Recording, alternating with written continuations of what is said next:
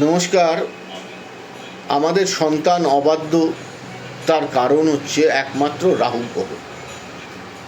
তারপরে মঙ্গল গ্রহ উগ্রতা নিয়ে আসে, তারপরে কেতু গ্রহ ভুল পথে পরিচালিত করে, তারপরে শনি গ্রহ ডিস্টার্ব থাকলে মনোনিবেশ ঠিক থাকে না, বৃহস্পতি গ্রহ দুর্বল থাকলে গুরুর আশীর্বাদ থাকে না,